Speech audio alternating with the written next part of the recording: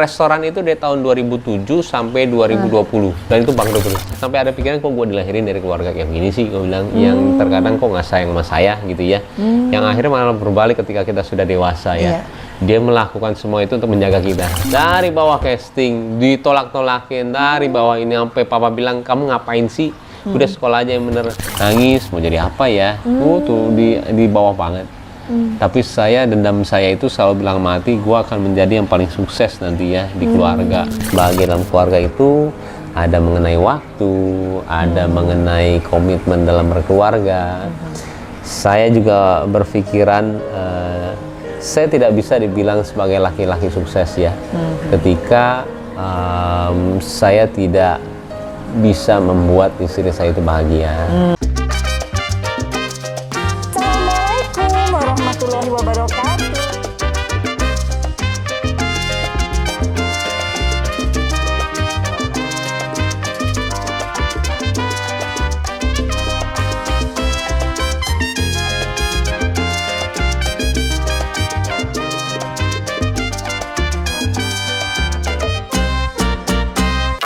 Assalamualaikum warahmatullahi wabarakatuh. Hai guys, welcome to my YouTube channel, Vena Melinda Channel. Kali ini agak deg-degan ya, karena sebelah saya ini YouTuber yang waduh, pokoknya subscribernya udah banyak banget, sementara aku masih meni-meni. Tapi tetap aja aku diterima dengan baik sama Muhammad Ibrahim. Wah, namanya alias keren. Baim Wong. Hai, halo, terima kasih lo udah datang ke sini loh. Aduh, ternyata ini studionya keren banget, membuat aku Amin, termotivasi untuk lebih produktif menjadi YouTuber emak-emak. Yeay. Tapi bagus kok, aku udah sering lihat loh. Jangan muji gitu dong. Ini Beneran. serius apa basa-basi? Yang penting tuh sebenarnya niat. Kalau Gitu misalkan Mbak Vena tuh udah konsisten, seneng aku nyari ini. Iya. Kadang-kadang orang juga ngot-ngotan. Iya. Kalau aku ini ya agak maksa ya. Dikit. Jadi ya, guys, itu Baim, aku teror bangsa ya seminggu sekali, 2 minggu sekali sampai dia akhirnya mau. Enggak benar kita. Waktu kemarin juga saya bilang sih, kalau nggak salah, iya itu Mbak Vena tuh, karena memang maaf kadang-kadang waktu, beneran. Mbak Vena itu saya bilang, oh iya. Kemarin juga, oh itu Kang Haji, Roma Irama, saya bilang gitu. Iya. Saya tuh kadang-kadang suka ingat-ingat sedikit, kalau gitu-gitu lagi kerja, tiba-tiba ingat gitu ya. Karena pengen kayak, kalau yang saya bilang tuh si Raffi tuh hebat banget sih ya. Dia itu sana dengan sibukan dia yang kadang-kadang saya mikirnya hebat ya nih anak ya. Jadi kalau kadang-kadang kalau kita bisa berbaur dengan orang, terkadang kalau misalnya kita lagi memerlukan atau enggak kita minta dia untuk membantu dengan senang hati terkadang ya. Raffi tuh orangnya begitu. Jadi orang membantu dia tuh, wah, ada saya belajar suka inget yang janji. Itu yang itu gitu. Tapi hebat loh, soalnya aku dengar dari Melanie Ricardo kalau yang namanya Baim Wong tuh baik banget. Amin. Cuma aku belum dikasih program yang apa tuh, memberi aja ya. Ya. Program apa? Ada TV, ruangan tinggi. Nah, Baim, congratulations nih baru punya anak kedua. Amin. Rasanya gimana sih jadi bapak-bapak tiba-tiba 2 anak gitu kan? Yang tadinya jomblo lama gitu kan, kayak gue sekarang. Aku jomblo loh 9 tahun, ya kan? Nah, pengen tahu aja mantan jomblo tuh gimana rasanya tiba-tiba set punya keluarga sakinah mawadah warohmah plus 2 amin, anak. insyaallah, Gimana amin. tuh? Kalau saya sih ini ya, saya tuh senengnya waktunya pas mungkin ya. Jadi pas lahiran anak itu tidak semuanya ngerasa kayak beban. Jadi kayak sekarang tuh kalau misalkan bangun pagi kayak jam 1, jam 3 gitu ya, malah menunggu gitu loh. Panggilan papa, susu gitu. Kiano. Iya. Oh, so sweet. Jadi kalau kita mungkin dulu kayak masih muda gitu ya, malah kadang-kadang mungkin kita ngerasa beban, malah bangun istri itu. Tapi kalau saya nunggu gitu loh, karena banyak kata-kata dari orang, nikmatin tuh waktu anak lagi kecil, karena setelah gede dia nggak akan manggil-manggil begitu lagi tuh. Pas sudah gede, pas sudah ini, jadi pas pas umur-umur segini tuh nanti lo kangen deh ketika dipanggil malam ini, karena nantinya nggak ada. Wah, udah saya nikmatin banget sampai sekarang. Dan emang kayaknya pas umurnya ya. Iya. Menikah kan umurnya? Saya 37. Wow. Tapi kok nggak kelihatan. Jadi sekarang 40. nggak kelihatan, beda 9 tahun ya kita ya, tapi nggak kelihatan loh. Apa rahasia awet mudanya, Baim? Kalau saya sih nggak pernah mikir umur. Kayaknya kalau saya tuh kalau misalkan masih arrange umur ya, antara 27 sampai 33 terus. Jadi buat saya nggak tahu ya, selalu dipikiran begitu dan mungkin produktif kali ya. Oh iya. Selalu mikir apa nextnya, apa ininya. Makanya terkadang saya maaf nih suka nggak terlalu percaya dengan pedoman roda itu berputar ya. Terkadang kita di atas, kadang kita di bawah dengan pengertian, tapi bukan berarti kita dari segi kita sebagai manusia individu kita harus jatuh. Iya. Tapi kalau ada posisi kita harus bangkrut, harus itu ada. Saya pun begitu. Tapi bukan berarti ketika kita lagi di atas dengan ada umur kita pasti ke bawah loh. Kayak banyak artis sekarang, ya berarti berputar ya. Gue sekarang no, lu harus mikirin istilahnya apa nextnya untuk lo lakuin. Sama seperti saya nggak ada berpikiran untuk menjadi dari sinetron ke film, abis itu ke YouTube, abis itu sekarang menjadi produser. Itu kan tingkatan strategi ya, kalau saya bilang ya. Gimana caranya kita itu masih istilahnya, gue tidak boleh menurun dengan aktivitas dan juga mungkin penghasilan ya, malah harus grow. Caranya bagaimana? Ya berpikirnya seperti itu. Apalagi udah punya anak ya, ya pasti itu dia. akan lebih termotivasi. Itu ya sih kan? sebenarnya gara-gara malah ini masih 2018 baru kemarin ya ceritanya itu. Saya waktu itu nggak bisa bayar KPR ya, nggak bisa bayar KPR. Ini belum ada YouTube nih? Belum. Oke. Saya nggak bisa bayar KPR. Kan waktu itu kan masih main sinetron. Iya. Kok bisa nggak bayar KPR? Kan, saya restoran itu dari tahun 2007 sampai 2020 dan itu bangkrut terus. Oh, yang di Bali? Iya, itu 2007, betul. Itu yang di Bali? Iya. Nggak jalan? Enggak, sama Raffi. Iya. 2007 sampai 2020 itu saya bikin restoran terus. Karena saya passionnya di situ. Saya suka desain, saya suka makan, saya suka bersosialisasi. Gagal terus itu, gagal terus. Ya, uangnya kalau misalnya tanya uang kemana? Ke situ. Tapi bangkrut terus. Nah, 2018 saya sebelum menikah sama Paula, saya di titik bawah. Saya nggak bisa bayar KPR. Saya pernah bilang juga sama produser saya, kan waktu itu kalau misalkan kita di satu PH itu nggak boleh keluar ya. Kita harus di situ terus eksklusif. Jadi saya bilang pas saya nggak ada kerjaan, saya boleh deh keluar. Saya bilang ala-ala aja deh, yang penting saya bisa bayar itu KPR karena saya nggak punya uang, saya bilang. Tapi kalau cerita detailnya saya nggak bisa untuk cerita, yang akhirnya saya pun harus keluar. Dan di situ saya, jadi tahapan orang untuk menciptakan suatu hal yang baru adalah melangkah ya. Melangkah itu pasti kita belum tahu tuh resikonya apakah akan berhasil atau enggak. Nah di situ makanya saya senang banget ketika ada suatu keputusan yang berat gitu ya. Saya paling senang karena saya terlatih dari situ. Challenging ya? Iya, kalau orang tidak terlatih untuk kayak banyak orang sekarang juga misalnya punya uang gitu ya, pernah buat bisnis apa, dia selalu bilang nggak pernah, nggak pernah. Dia tidak akan merasakan titik yang bisa dianggap challenging atau nggak sukses ya, karena dia belum pernah merasakan kegagalan. Karena berani nyoba. Kegagalan itu buat saya yang pembelajaran itu. saya untuk bisa menjadi sukses. Kalau mungkin saya 13 tahun itu tidak ada bangkrut terus, saya nggak mungkin seperti sekarang. Memanage orang. Karena buat saya bisnis sekarang sudah sangat beda sekali. Bukan kita menghasilkan uang, saya create, habis itu menghasilkan uang nggak. Bagaimana saya orang-orang seperti ini itu menjadi tanggung jawab saya. Betul. Yang akhirnya perputaran itu ketika quality ada, dia senang kerja di sini dan perputaran uang itu ada. Oh, jadi yang penting kenyamanan, guys. Yes, betul. Makanya saya begini nih semuanya. Oh, jadi ini sebetulnya bukan untuk Mbak Im doang ya. Ini untuk semua yang ada di sini. Duh, nyindir Vena Melinda ya. Studio aja nggak punya. Enggak lah, proses. Saya waktu itu di rumah. Ya, jadi kasih tahu dong gimana caranya jadi YouTuber yang keren, yang tiba-tiba berpenghasilan, subscribernya zoom gitu. Biar aku belajar gitu. Gimana, Mbak Im? Apa ya? Langkah pertama apanya? Saya belajar juga dari temennya Feral juga, Atta, dari Raffi juga. Atta bilang harus konsisten, konsisten ketika kita mulai ketok palu tuh. Walaupun dia jauh lebih muda daripada saya nggak pernah malu untuk belajar sama orang-orang seperti itu, sama Raffi juga. Konsisten ketika ketok palu, jangan pernah kita untuk mundur lagi. Minimal tuh 2-3 kali seminggu Wah, tapi kok nggak ada ininya gimana? Pasti bisa, tapi harus. Karena sekarang zamannya YouTube tidak seperti dulu ya. Iya. Dia seminggu sekali, 2 minggu sekali. Tapi di Amerika mungkin masih tetap seperti itu. Cuman mereka punya kita itu sudah terkadang ya ada masuknya teman-teman yang baru itu terkadang kita melihat YouTube itu industri ya. Iya, iya. Jadi kita harus menyesuaikan. Tapi jangan kita mengkomplain dengan kok Indonesia begini. Itu yang terjadi kemarin sebenarnya yang ada tiba-tiba banyak bisa dibilang artis masuk ke YouTube, tiba-tiba ada pro kontra. Ngapain di sini ini yang seharusnya kita harus selalu menyesuaikan dengan zaman sekarang sih, bukan yang menyalahkan orang siapa yang masuk. Malah dengan orang semuanya masuk itu YouTube malah tambah besar. Iya, iya. Banyak orang menonton YouTube sekarang, bukan suatu kekurangan. Betul. Tapi tidak menyalahkan. Malah saya senang ketika kita bergabung sih. Tapi tidak ada gap kayak lu tim ini. Saya paling nggak suka sih ya ketika ada tim-timan seperti itu. Tapi kalau saya sama Raffi nggak tahu kenapa kita selalu nggak pernah membedakan orang sih ya. Iya. Nggak pernah. Nah tuh, jadi key of success-nya continue, konsisten. Konsisten sih. Aku juga seminggu 2 kali, tapi kok lama ya naiknya? Mungkin kelamaan kali durasi. Enggak, tapi tips yang paling jitu deh gitu. Mungkin karena tematik kali ya kalau.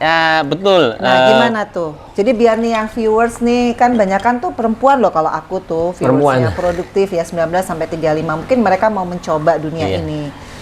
Apa harus tematik atau harus punya modal dulu, punya alat atau apa sebenarnya? Jadi kalau saya sering ditanyain konten apa sih yang harusnya diiniin untuk awalan. Terkadang orang pusing untuk membuat konten apa yang pertama ya, yang seharusnya dia lakuin aja dulu gitu loh. Oh. Karena kita nggak pernah tahu penonton sukanya apa dari kita. Oh gitu. Karena ketika mulai masak orang, misalkan masak nggak suka, ada podcast ini semuanya itu harus dicoba sih, sama seperti saya. Oh jadi trial and error iya, ya? Harus. Oh nggak apa-apa itu? Nggak apa-apa. Nggak usah takut rugi bayar editor gitu. Jangan. Asal ini sih kalau saya bilang asal bener-bener yang dilakuin itu yang bener-bener disuka. Yang positif, yang ada value. Iya, saya sekarang aja ngelakuin semua kerjaan itu mau itu kita directnya itu 5-10 tahun baru besar aja, saya tuh berpikiran apa yang saya suka lakuin, bukannya saya mengikuti orang. Kalau saya posisinya sudah beda sih sekarangnya, gimana caranya membesarkan company, bukan meng-create satu menjadi ini, enggak sih, saya gimana caranya ya create ini. Makanya ada animasi, ada CGI, jadi semuanya itu balik lagi bukannya kita pasti bleeding sih awalnya. Pasti sih kalau saya bilang, kalau apalagi mau meng-create sesuatu untuk Indonesia ya. Indonesia 3D masih begini nih CGI-nya. Aduh, kita harus gerak deh ini karena nggak bisa nih. Tapi untuk pembelian CGI dan 3D di Indonesia belum bisa semahal itu. Ya nggak apa-apa, kita pakai luar negeri dulu. Tapi kita tetaplah kita menjual Indonesia dengan harga sepantasnya yang buat dia itu ini. Kita buat kok seperti itu. Yang harusnya di luar kita jual berapa, di sini berapa, kita bikinin dulu, kita kasih lihat dulu sama dia. CGI kita emang bagus banget, 3D kita bagus banget. Makanya kemarin saya buat PUBG itu yang ada pakai Vita.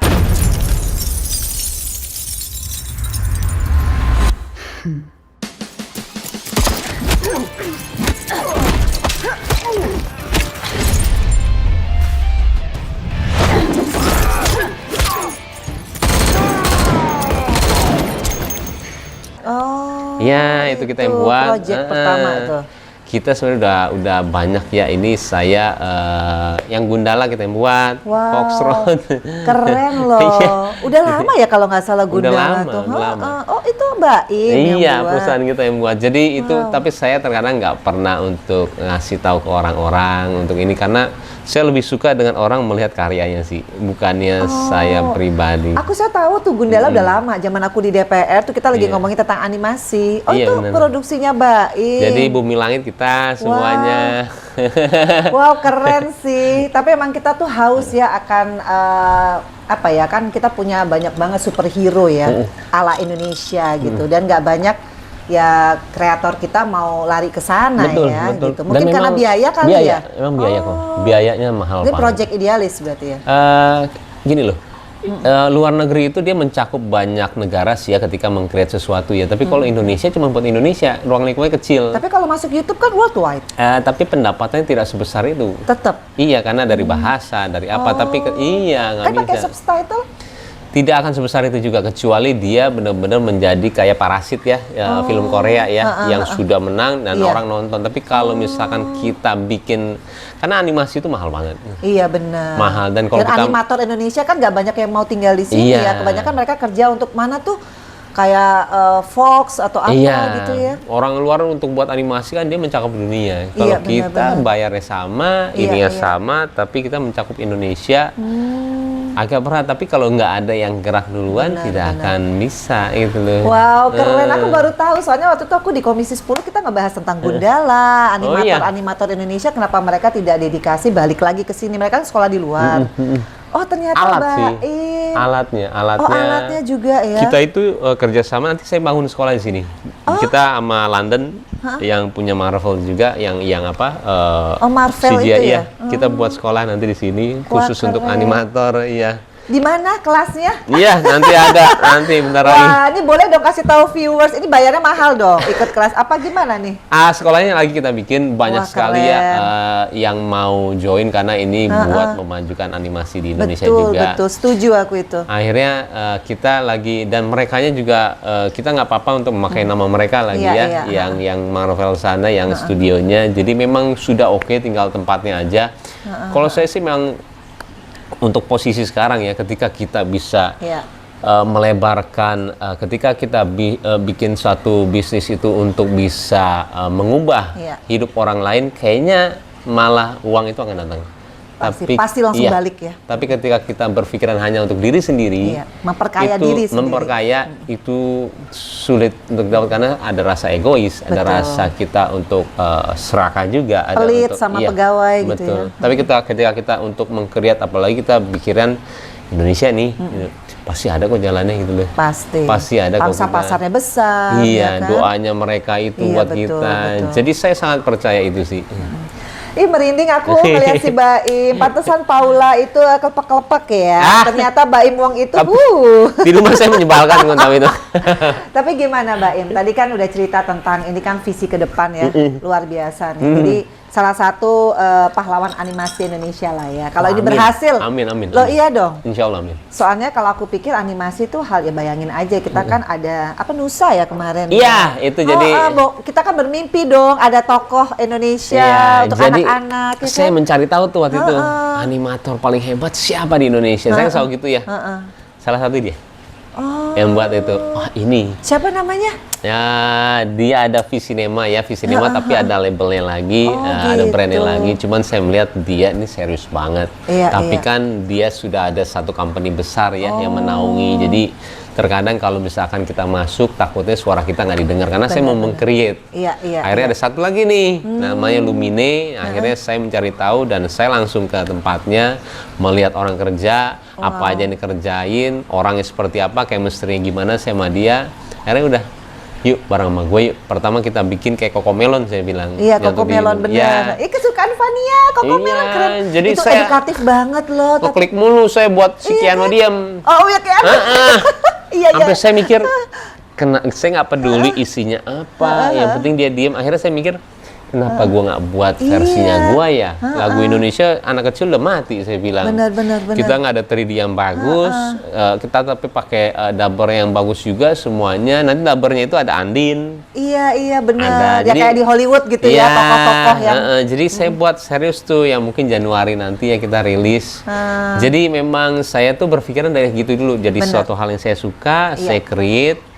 Ada nggak yang udah bikin? Saya tuh paling seneng kalau misalkan belum ada yang bikin. Ya, pioneer ya, jadi pioneer. Harus. Kalau misalkan belum ada yang bikin, saya pasti maju. Wah, keren. Aku tunggu ya, pasti. Kenapa aku nggak ditawarin jadi pengisi suara ya? Neneknya Cocomelon. Komisi 10 udah sibuk. Enggak lah, udah pensiun. Jadi ini pasti nggak lepas dari peran orang tua ya. Karena kan boleh dibilang kalau Baim ini orangnya ada idealismenya, ada nasionalismenya, tapi ada sense of businessnya juga. Betul, ada komersil harus sih. Iya dong. Idealis kok nggak ada komersil. Itu kolaborasi dari ketiga itu hal yang sulit. Iya betul. Iya kan, nggak mungkin semua orang bisa punya karakter seperti itu, memadukan apa yang menjadi itu kan visi ke depan ya, baik bekerja, how to work gitu ya, how to live. Nah itu siapa sih yang menginspirasi seorang Baim Wong? untuk bisa menjadi seseorang laki-laki yang seperti itu gitu kan? Pasti pertama pasti orang tua ya. Orang tua itu mengajarkan saya, makanya kedidik saya seperti ini tuh. Saya paling kesel orang tuh minta sama saya sebenarnya, karena saya dari dulu tuh nggak pernah dimanja sama papa. Jadi pas umur semuanya orang udah punya mobil gitu ya, walaupun mobil tuh di rumah ada banyak banget ya.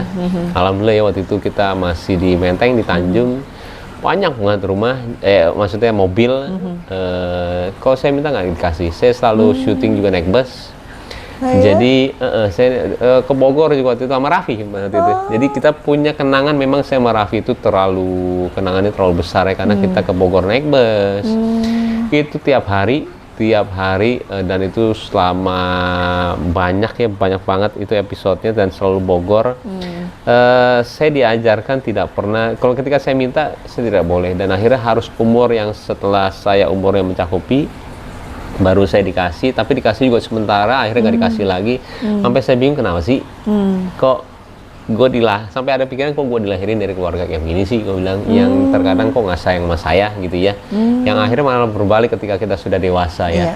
Dia melakukan semua itu untuk menjaga kita. Betul. Karena ketika saya dikasih, pasti saya akan sebebas yang mungkin mengerikannya bisa menciptakan dosa-dosa yang baru ya. Jadi memang saya tuh dididiknya benar-benar hebat sih. Tapi jadi perlawanan di saya, yang akhirnya saya pernah kabur juga dari rumah tuh 6 bulan. Karena kita berontak pasti. Ya, namanya ABG ya. Karena kan pasti membedakan ya. Iya. Oh dia boleh, gue nggak boleh. Membandingkan ya. Dan kita egois tuh. Gue nggak separah dia, tapi kok gue gini sih hidup gue. Ada kabur dan balik lagi. Nah di situ kayak berputar terus pemikiran, yang akhirnya setelah dewasa saya bilang mereka itu orang-orang hebat. Karena kalau enggak saya tidak akan menjadi seperti sekarang ya. Makanya even itu keluarga saya, kakak saya, maupun dia orang tua, tapi orang tua enggak ya. Kalau meminta saya itu, saya lumayan agak, karena saya semuanya dari kerja keras saya sendiri sih. Makanya kemarin itu juga ada kejadian yang heboh juga ya. Itu juga saya juga berpikirannya ya udah, memang ada kesalahan saya, cuman pertama memang kenapa itu muncul gara-gara memang meminta itu ya. Jadi buat saya tuh nggak suka memang kalau misalkan orang itu benar-benar minta duit. Saya nggak tahu kenapa ya, itu kayak buat saya itu, saya tidak terlatih dengan sifat seperti itu sih. Saya tuh selalu berusaha dari kecil, dan sampai titik seperti ini aja saya di entertainment aja, walaupun papa kena hari Kapri atau nggak siapa. Nggak pernah pakai fasilitas itu ya? Saya nggak pernah, kenalin dong ini. Dari bawah casting, ditolak-tolakin, dari bawah ini sampai papa bilang, kamu ngapain sih? Udah sekolah aja yang bener.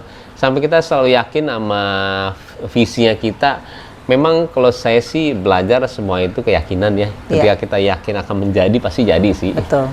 Kun fayakun ya? Iya, jadi mau orang tua mau apa bilang kita nggak bisa, saya tetap aja. Ngapain sih kamu tuh kayak gini-gini, nggak ada gunanya juga, paling juga jadi gitu-gitu doang. Udah sekolah aja yang bener, mau sekolah di Amerika kayak, ayo bapak iniin. Tetap aja saya tetap coba, yang akhirnya saya dapat 1 role, 2 role, yang akhirnya nama saya dari Baim Billy pertama, bukan Baim Wong. Oh, namanya artisnya Baim Billy. Yang akhirnya saya ganti jadi Baim Wong, dan papa marah waktu itu. Oh, kenapa? Nah, dia bilang, ngapain kamu pakai nama Wong katanya? Kalau kita kan mau banggain dia ya, sebagai saya anaknya Jody Wong gitu loh. Tapi karena waktu itu belum jadi ya, yang akhirnya malah seperti nama yang mungkin takutnya nggak bebanin dia. Oh, dia takut. Iya, yang akhirnya malah pas sinetron Cincin, Sinemart, nama saya, waduh, alhamdulillah ya naiknya juga naik banget. Yang akhirnya saya, papa saya sendiri yang, papa tadi ketemu tuh teman papa katanya. John tuh anak lo ya, Baim Wong ya ini. Jadi kita pasti ceritain dia ya sebenarnya.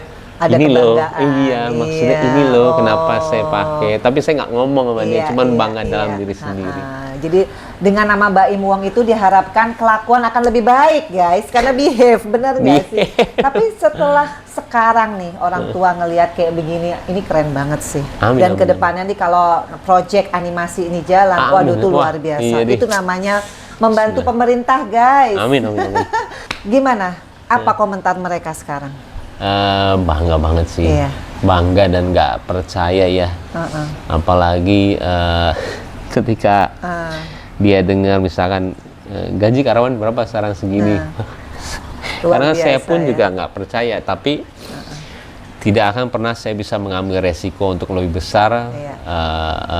gaining untuk profit lebih besar kalau memang tidak ada orang-orang yang kompeten di bidangnya. Iya, Memang harus dibayar dengan sesuatu hal yang mahal juga. Iya, Jadi saya kadang-kadang ditanya, "Hah, kamu gaji segitu?" Buat papanya sih nih. Aneh, buat papa lebih gede. Wow. Lebih gede, insya Allah saya bilang. Pokoknya Bapak doain terus. Iya. Kalau saya kayak begini tuh minta doanya selalu sama orang tua ya. Iya. Apalagi sama ibu. Waduh, Iya, betul. saya tuh sama ibu gila loh. Saya begini mungkin gara-gara mama sih. Pasti. Saya nggak pernah minta apa-apa kecuali doa. Mah doain ya. Mah doain ya. Kamu nanti kayak Raja Arab katanya. Gitu. Amin. Wah, Itu Kak tahun berapa ngomong? wah, itu sampai papa yang ngomong sama saya. Oh, merinding Iya, aku. aku juga merinding, kamu kayak Ya Raja Arab nih kayaknya. Wah, Amin. tapi jangan sombong ya. Iya, insya Allah Iya. mah doain terus ya. Jadi buat saya kayak begini tuh aneh buat saya. Tapi Nyata, ya. untuk misalkan nih tiba-tiba insya Allah jadi kayak begitu ya. Tapi proses kita untuk menjadi seperti itu kerja keras, ngerti Iya, nggak? pasti. Bukannya Iya. kita tenang-tenang duduk Iya. di rumah, kita main media sosial dengan Iya. segala. Bukan sih. Kerja keras saya sih gila sih. Iya, tahu, percaya. Parah sih. Tapi sekarang orang tua benar-benar baru melihat hasilnya Insya ya. Allah, insya Allah. Yang tadinya mungkin keras, nggak dikasih fasilitas mobil, padahal punya mobil banyak. Yuh. Ternyata hasilnya, mentalnya, wow. Dan aku sih yakin ya kalau kayak tadi, itu kan kalau kita kerja di YouTube kan kita kreativitas nomor satu ya. Betul. Dan ini aku lihat sih, wah, pioneer banget nih kalau dunia animasi Indonesia Amin, bisa insya Allah. terangkat dengan Amin insya Allah. iya kan? Amin. Karena itu yang ditunggu-tunggu. Anak-anak Indonesia banyak jumlahnya, tapi nggak banyak tontonan di YouTube lah terutama ya, atau dimanapun lah platform, ya nggak sih? Wah, padahal kita dulu tuh kalau lagu anak kecil nempel semuanya ya. Kenapa Kebun sekarang tuh tiba-tiba hilang nggak gitu ada. ya? Semuanya bule. Kayak semuanya bule dah. Yang McDonald itulah Iya, apa. Semuanya kayaknya saya bilang hai papa itu hahaha. Sampai yang tapi kenapa orang nggak pernah Iya. menyanyikan lihat kebunku burung kakak tua, tapi dia tidak di refresh kali ya. Betul, betul. Makanya saya mau coba sih, mudah-mudahan nempel nih di Iya, itu loh. iya. Mudah-mudahan sih. Tapi kalau nama besar Mbak Im Wong gampang lah, mau Oh, amin. ekspansi kemana aja. Apalagi Amin. nih anaknya Keanu udah jadi idola ya bagi ibu-ibu. Itu udah punya fans tersendiri. Jadi gimana Keanu sama adiknya siapa namanya? Kenzo. Kenzo. Kenzo. Itu akan meneruskan kerajaan ini kah? Atau gimana sebenarnya? Lebih ke arah mereka nyanyi. Oh gitu. Bebas sih ya. Kalau mungkin saya mau pasti meneruskan, tapi itu cuma sekitar 20-30%. 70%-nya saya pengen mereka yang seneng aja. Jadi apa? Wow, jadi ini udah demokratis banget ya. Jadi kayaknya emang kalau kita menikah cukup umur tuh begini guys. Jadi gimana tiba-tiba ketemu sama Paula? Kenapa dialah she's the one gitu. Kisah cintanya. Kisah. Kan di antara banyak cewek-cewek kan Mbak Im terkenal banget ya waktu itu. Wah, siapa sih mantannya Mbak Im Wong yang nggak tahu, nimit lah. Tapi kenapa Paula gitu? Ada apa dengan Paula? Memang kalau misalkan sudah rasanya itu jodoh sih, ada rasa lain sih ya. Beda Kayak ya? Beda sih. Jadi saya cuma 2 bulan habis itu nikah, tapi ya saya tuh mulai serius nyari itu tahu umur 33. Ah, Mungkin pas 31 itu sudah mulai, tapi seriusnya 33 yang mungkin ya kita bisa bilang selalu berpikir oke deh, sekarang gue ngelakuin apa yang Allah suka dan menjauhkan apa yang Allah tidak suka. Jadi tuh udah mulai berhenti semuanya. Mau itu kita bicara minum, apapun itulah. Udah inilah ya. Apapun Taubat ya. itu, apapun itu. Saya nggak bilang tobat sih. Oh, Ya. kalian belum ya? Kita takutnya kalau kita nggak tahu ke depannya gimana. Cuman saya memang udah berhenti dari udah 7 tahun kali sekarang ya. Cuman saya nggak pernah bilang mau tobat atau nggak hijrah. Saya cuman mau bilang ya saya mau jadi lebih baik aja terus setiap hari. Jadi pas di situ tuh 33 sampai ke 37 tuh 4 tahun itu lama sekali sih kalau saya bilang. Dan saya pacarannya ya pacaran mungkin kayak anak SMA ya, yang sudah menjauhkan apapun itu gitu ya. Oh, waktu sama Paula ini? Waktu pas 33. Oh, sama siapapun? Iya, sama siapapun. Jadi benar-benar saya mau melihat lah apa ya. Mungkin saya kayak begini sekarang tuh belum dapat gara-gara saya masih, jadi selalu tiap harinya saya mikir apa sih yang Allah nggak suka yang masih gue lakuin gitu. Betul, betul. Tiap hari saya begitu. Iya, iya. Nggak dapat lagi, mikir itu lagi. Apa sih yang Allah nggak suka tapi gue masih lakuin? Waktu itu masih minum itu kadang-kadang setahun sekali, kalau tahun baru, kalau apa, akhirnya berhenti juga. Coba yuk kita ngelakuin aja apa yang Allah suka terus ya, tiap hari, yang akhirnya. Tapi cobaan terus ada. Tapi saya selalu melihat itu besar ya. Allah itu nemuin saya sama jodoh saya itu, saya bilang gampang banget dengan dia mengatur semua ini ya. Jadi buat saya kayaknya bodoh deh kalau misalkan saya berpikirannya kok gue nggak dapet ya, kok gue ini pasti ada sesuatu yang dia masih nggak ekspektasi. Iya. Jadi kita yang harus tahu. Iya, kita harus benar-benar itu ya namanya kita berkaca, introspeksi diri. Tapi kadang-kadang orang selalu maksudnya kenapa Denial, sih? Iya, dia itu salah banget sih. Yang seharusnya kita misalnya mau dilihat buktinya, bukti Allah itu ada apa sih? Kok gue gini-gini aja? Gila lu, semuanya lihat aja itu. Nafas semua segala itu suatu anugerah yang gila banget. Masih mempertanyakan si gila saya bilang. Akhirnya udah terus begitu dan akhirnya saya udah mau nikah sama satu orang dan waktu itu juga nggak jadi juga. Yang gara-gara saya bilang nggak akan ada orang sempurna. Saya bilang yuk nikah yuk.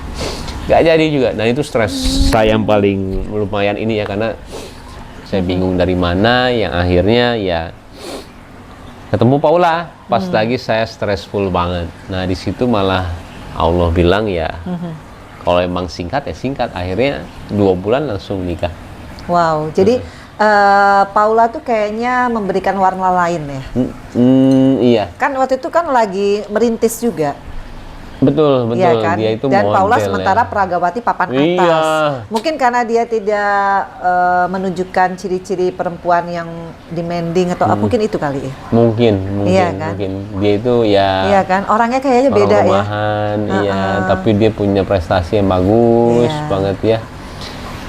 Pragawati yang kelas AA plus kali ya, makanya saya bingung ketika ini mau nggak sama gue ya. Lucu banget tuh, pokoknya lucu lah, banyak kenangan saya ketika itu dan akhirnya jadi ya alhamdulillah sih. Dan ternyata dengan istri Paula ini membuat seorang Mbak Im Wong karirnya itu namanya jodoh. Bener lu Bu. Kalau jodoh tuh gitu. Bingung saya juga kan? Itu. Tambah sayang dong. Tambah sayang dong. Tapi tambah sayang juga banyak kerikil-kerikil. Jadi menikmati semua itu. Kalau nggak ada kayak kerikil malah jadi aneh ya. Iya. Susah juga tuh rumah tangga. Waduh, kita mau nanya nih. Jangan nanya sama yang gagal dong. Iya, nanti tanya kalau. Nih, aku mau langsung ya Q&A ya guys. Karena ternyata fansnya banyak banget. Ini yang namanya Mbak Im Wong tuh ya. Dari Dina_Lorenza. Ini bukan Dina Lorenza yang itu. Kalau disuruh milih, lebih utama membantu keluarga dulu atau orang yang belum dikenal? Ya keluarga lah. Keluarga ya? Keluarga dong harus. Keluarga jauh. Keluarga ya? Keluarga. Orang nggak dikenal sama lingkaran kecil saya aja, saya milih lingkaran kecil saya. Kayak keluarga sama anak-anak yatim itu ya, yang harus didahulukan. Ada juga sih dalilnya itu. Tuh ya, jadi ini maksudnya mungkin berhubungan dengan programnya Mbak Im yang berbagi itu kali. Mungkin, ya. Jadi tetap aja keluarga. Keluarga pasti. Keluarga. Oke. Nah nih dari MS Niah _ apa keistimewaan Kak Paula menurut Kak Mbak Im? Keistimewaannya itu dia itu penyayang sama saya sama anak-anak juga. Gak pernah jutek kayaknya ya? Pernah lah. Oh pernah. Kayaknya kalau aku lihat di YouTube channel kalian dia kayaknya nggak pernah marah ya sabar. Pura-pura itu. Oh pura-pura. Kalau Mbak Im kan mas lengean dari dulu. Kalau dia enggak ya? Oh galak juga ya? Enggak lah, jutek pasti ada ya. Tapi kalau misalkan jutek banget yang gimana orangnya enggak. Iya, baik. Agak keras juga, cuman dari overall dia baik kok, baik, penyayang. Sama anak-anaknya tuh wah hebat banget ya mendidiknya. Wih, saya tuh kadang-kadang suka, alhamdulillah ya. Tapi terkadang saya maunya juga keluarga juga karena sosial itu penting juga buat saya. Dia orangnya nggak suka gaul-gaul gimana gitu? Jarang banget, anak rumahan. Iya. Jadi buat saya bergaul juga penting karena kita harus mengintrospeksi diri kita itu kalau bukan dari keluarga dari orang lain. Susah untuk bisa mengembangkan diri sendiri untuk bilang salah di mana, Iya, benar di mana. betul. Saya perlu banget komunikasi untuk sosial, saya bilang. Jangan, saya bilang, yuk. Dan akhirnya udah mulai membiasakan. Jadi saya memang, tapi saya tidak pernah mengajarkan yang pondasi seperti agama ya, tapi kita mencontohkan. Karena kalau mengajarkan tidak dari diri dia sendiri. Betul. Makanya dari dulu tuh saya pernah mau kawin sama orang yang agamanya beda ya, dia mau pindah. Tapi ketika dia pindah gara-gara saya bilang jangan. Sulit banget saya bilang belajar agama. Iya. Saya untuk mengajarkan orang yang sudah Islam aja susah banget. Apalagi itu tanggung jawab moralnya luar biasa. Harus dari hati saya bilang. Kalau misalkan kamu gara-gara ini, jangan deh. Karena saya memang ketika insya Allah nanti menikah sudah visinya bukan dunia sih. Walaupun saya bekerja mati-matian dunia, tapi visi saya di sana. Kalau misalkan pendamping saya aja belum percaya sebegitu ya dengan kepercayaan kita, waduh berat banget saya. Akan timpang ya. Waduh, timpangnya. PR lagi tuh. PR banget. Ngeri itu, ngeri. Tapi kayaknya Mbak Im ini udah punya konsep berkeluarga yang luar biasa. Basicnya adalah agama ya. Agama sih. Jadi ini jadi imam terus ya setiap kali sholat ya. Amin insya Allah. Alhamdulillah. Dan Paula kayaknya tambah solehah ya. Terlihat kemarin mau pakai hijab ya. Apa mas terusnya? Tapi nggak maksa ya kalau kayak gitu-gitu nggak ada. Harus pakai hijab, harus ikut kajian nggak? Enggak, walaupun emang pada bilangnya juga, nanti lo yang ini lo. Saya tanggung insya Allah deh, saya bilang kalau emang itu emang jadi saya ini, tapi lebih ke arah dia kok. Toh juga saya apa ya, yang paling penting saya adalah hati sih, hati seseorang itu ya. Karena saya belajar agama juga dari yang bandel banget sampai ya mungkin kita seperti ini. Sampai seperti ini aja kita masih banyak gangguan ya, gangguan dalam arti terlalu banyak lah, mau itu dunia atau nggak apapun itu ya, mengerikan lah. Tapi apalagi orang yang tidak punya base itu, gampang banget sih itu. Nggak ada pegangan sama sekali ya. Serem banget sih. Dan itu, dunia saya makin kejam guys. Nah, betul sekali. Nah ini dari Umi Nurhan _VBLove. Gimana Om Baim membagi waktu dengan keluarga di tengah-tengah kesibukan Om Baim? Terus motivasi dong dari Om Baim yang nggak pernah menggubris bulian dari orang-orang yang nggak suka sama Om Baim. Nah itu penting tuh. Wah, itu penting banget tuh. Mental ya. Pertama itu berarti pertanyaannya apa tadi? Ini pertanyaannya membagi waktu. Oh, bagi waktu. Di tengah kesibukan. Malah menghadapi bulian. Enaknya kalau kita kerja sendiri, meng-create kerjaan sendiri itu waktu kita yang ngatur ya. Iya, betul. Mungkin orang-orang juga bingung kali, misalkan saya itu sudah pulang ke rumah itu jam 7, jam 8. Dan jam 8 itu terkadang jam setengah 9 udah tidur. Oh, iya. So sweet. Jadi saya tuh mau banget pas saya kerja mau sesibuk apapun, saya mau pulang itu anak saya masih bangun. Iya, tepat waktu lah. Jadi anak saya bangun, lihat saya, kita tidur bareng. Ini, jadi tiap hari mau seperti itu. Jadi saya kadang-kadang suka nanya kok kemalaman jam setengah 9. Kiano udah tidur belum? Saya bilang. Kalau udah tidur ya udah deh. Kadang-kadang kita sampai malam ya jam 11. Tapi kalau misalkan tiap harinya saya selalu jam 8, setengah 8, tidurnya jam 8, bangun lagi itu mungkin jam 4 ya. Nah jam 4 itu saya sudah aktivitas banget. Wow. Iya, karena saya fresh banget kalau di situ ya. Betul. Kita untuk karena kerjaan banyak yang di handphone sekarang ya. Handphone, habis itu olahraga, habis itu Kiano bangun tuh sekitar jam 6, kadang-kadang setengah 6. Saya anterin ke bawah dulu, kita main dulu, akhirnya saya balik lagi. Pokoknya aktivitas saya di kantor itu jam 9. Wow. Nah itu tiap hari. Jadi kalau misalnya orang bilang saya waktunya gimana dengan saya sih meng-create waktunya seperti itu ya. Ya kantor-kantor sendiri lah ya. Iya, jadi nggak sesibuk, sibuk banget tapi bisa diatur. Bisa diatur. Tadi menghadapi bulian gimana tuh? Nah kalau bulian itu memang apalagi kejadian kemarin tuh kan. Iya. Aduh. Lumayan situ. Tapi saya tapi tuh. keganggu nggak? Saya kan saya tuh nggak pernah baca. Oh nggak pernah mau baca? Nggak pernah baca. Jadi saya untungnya udah sering sih seperti itu ya. Tapi yang kemarin tuh lumayan agak viral banget. Saya juga kaget sih. Pertama itu ulang tahun Pak Jokowi, saya selamatin. Tiba-tiba saya dibilang apa? Kampret sama cebong apalah, saya nggak ngerti tuh. Apa ini ya saya bilang ya. Habis itu saya ngobrol sama Ustadz. Saya dibilang apa gitu, Ustadz Felix Xiao waktu itu ya. Saya dibilang apa, nah itu bulian semua tuh. Tapi saya tidak pernah ini ya, yang Jokowi sih hapus karena itu ada pro kontranya, terlalu ada puluhan ribu orang ya. Nanti saya takut jadi dosa ini saya. Bener. Mengerikan saya bilang. Nah pas Ustadz Felicia udah, habis itu Nikita. Nah Nikita, pas ya. Nikita itu saya udah mulai tidak baca. Perkembangannya apa ini, dan itu menyenangkan banget. Saya tidak pernah merasakan ada masalah, dan saya kan harus bertemu sama orang tuh banyak banget ya, tiap hari. Dan energi saya di tatapan mereka itu harus positif. Iya, benar. Saya tidak bisa menerawang kayak ngobrol begini gitu ya. Saya menerawang dengan pikiran, aduh ini nggak bisa saya. Dan saya terlatih di situ, dan akhirnya apapun perkembangannya saya nggak pernah baca. Tapi Paula yang kadang-kadang baca, bangun tidur dia kasih tahu, sayang jangan dibaca. Saya bilang, kamu bacain aku aja, aku kepikiran. Iya, jangan. Lebih baik jangan. Kalau emang kamu baca sendiri aja. Aku bilang. Udah tuh, dari situ udah, dan akhirnya saya juga diemin ya, saya nggak iniin.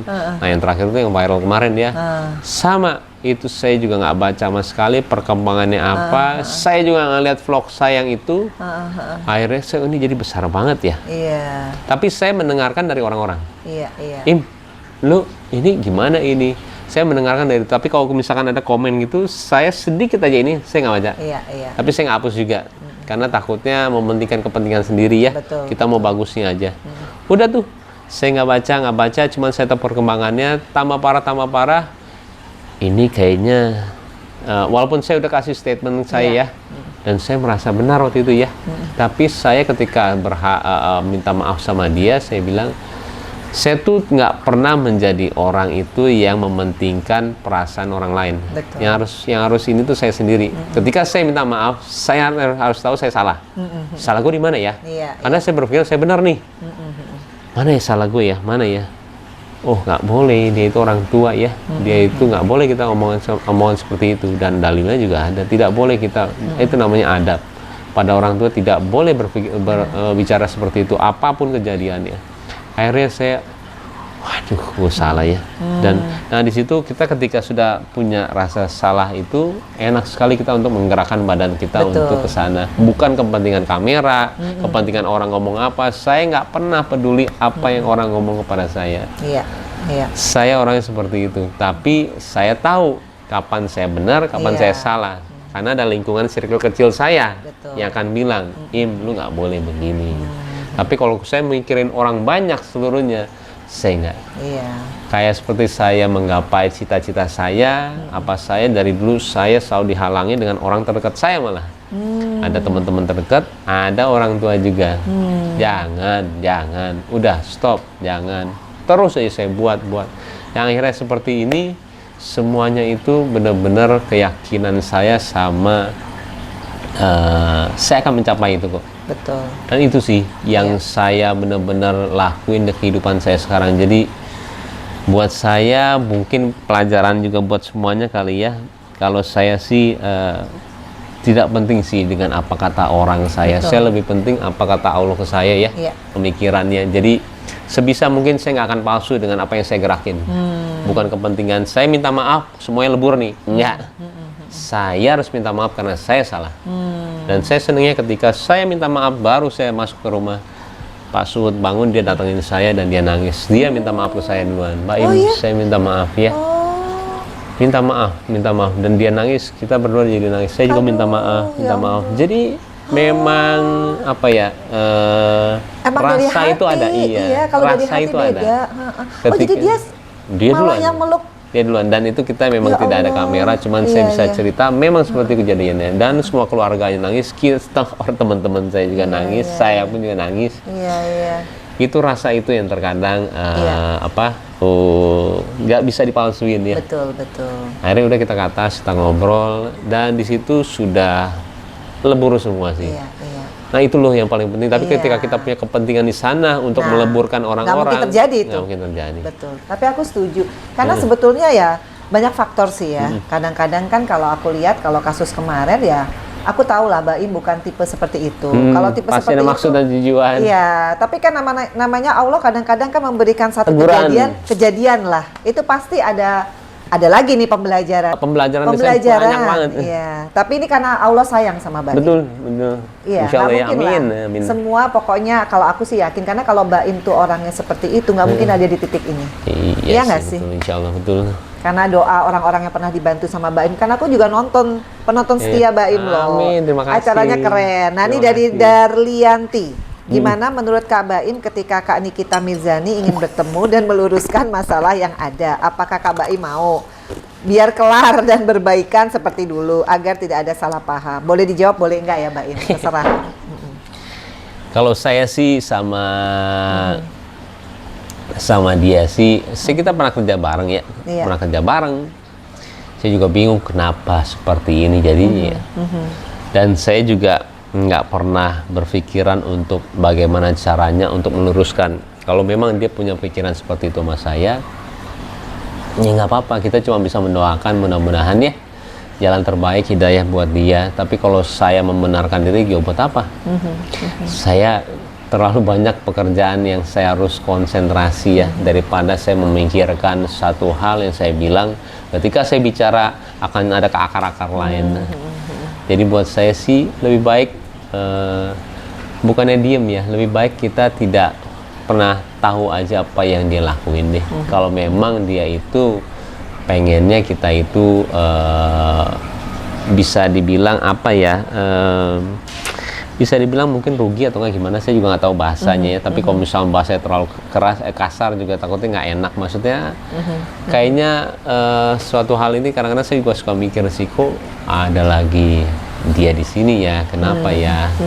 Tapi kalau misalkan saya pun juga salah, ya saya dalam hati saya bilang, saya minta maaf ya, misalnya saya udah salah. Tapi kalau saya ke dia ini takutnya malah jadi publikasi lagi, betul. salah lagi. Tapi kalau misalkan dia memang dia yang salah, saya cuma doain dalam hati juga, mudah-mudahan dapat hidayah. Karena kehidupan kita nggak kekal di sini sih. Itu yang paling saya serem, takutnya apa ya?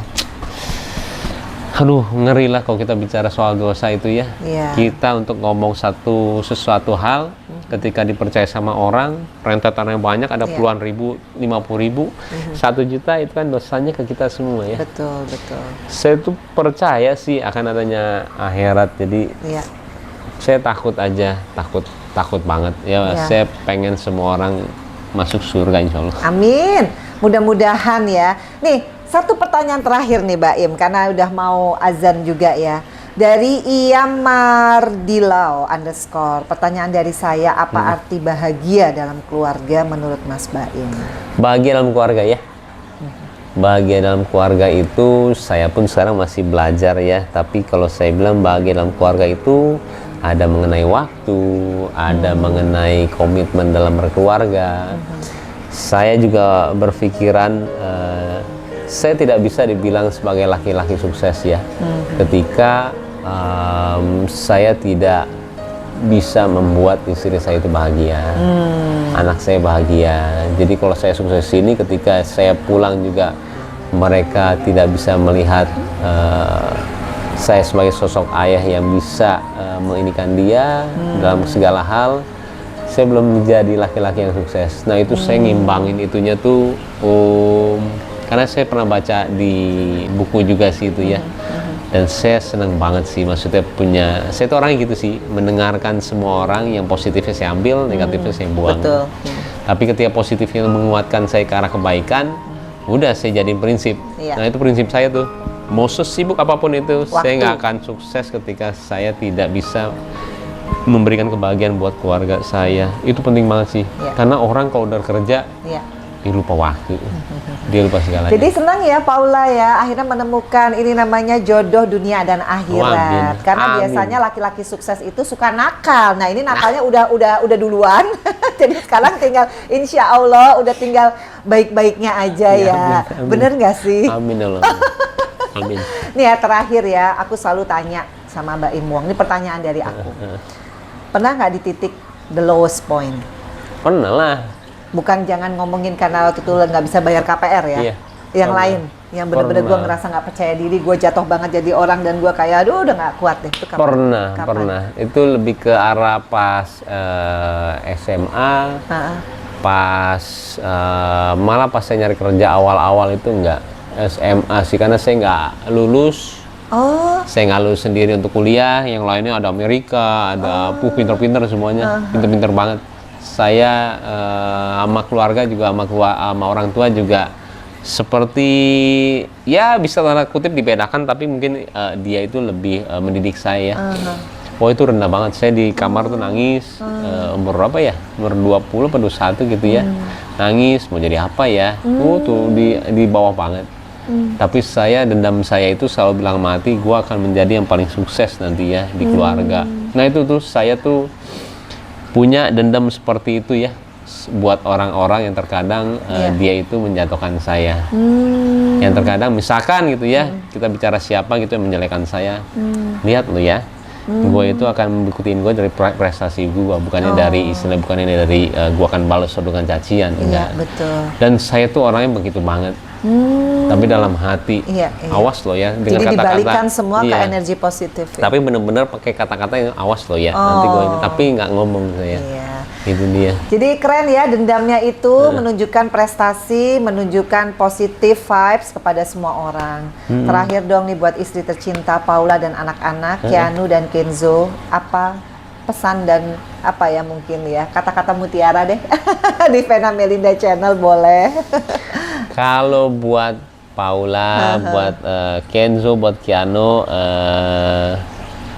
mungkin maaf kali ya, maaf kalau misalkan belum menjadi sesuatu hal yang diharapkan, tapi selalu mencoba dalam setiap hal. Kayaknya mereka juga tahu sih saya seperti apa ya, cuman kan setiap orang tuh, kalau saya pribadi juga pasti ngerasa kayak kita main film aja atau enggak kita main sinetron ya. Orang udah bilang bagus, kita bilang aja belum, masih gini sih, harusnya gue begini nih. Nah terkadang kita masih begitu. Nah kalau misalnya ada perasaan seperti itu, minta maaf. Dan insya Allah akan menjadi ayah yang dibanggai mereka semua. Nanti kita lihat. Amin. Yeay, keren. Ini buat papa ya, kan satu-satunya sekarang ya menjadi tempat meminta doa karena mama udah di surga ya. Iya, papa apa yang juga ingin disampaikan supaya papa tetap sehat, semangat, lihat anaknya luar biasa nih. Papa sehat-sehat, seneng juga. Papa tuh kayak doain terus ya, dan menyenangkan lah dia. Salah satu teman curhat saya yang paling indah ya, papa itu curhat dalam arti bukan harus ngobrol terus, tapi saya hati sama hati ke dia itu kerasa banget ya. Kadang-kadang saya kangen sama dia, dia langsung WhatsApp, nah saya kesana. Jadi kita punya ikatan batin yang saya bilang nggak bisa diomongin, dan menyenangkan banget. Dia udah role model saya untuk kehidupan itu adalah papa sih. Jadi guys, no wonder kalau ada sosok yang sangat berhasil dan sukses di kehidupannya, pasti ada sosok orang tua yang luar biasa. Jadi guys, jangan lupakan orang tua kalian. Sesukses apapun, sekaya apapun, tetap hormati, cintai, dan adain waktu ya. Karena kita nggak pernah tahu umur. Sekali lagi guys, thank you banget. Dan aku mau terima kasih banget sama Mbak Im Wong yang udah meluangkan waktu. Ini vlog emak-emak, tapi pasti banyak yang nonton. Amin. Yang pengen anaknya bisa kayak Mbak Im Wong someday. Amin. Jadi jangan lupa guys untuk selalu nonton Vena Melinda Channel. Jangan lupa untuk subscribe, like, share, and comment. Assalamualaikum. Assalamualaikum.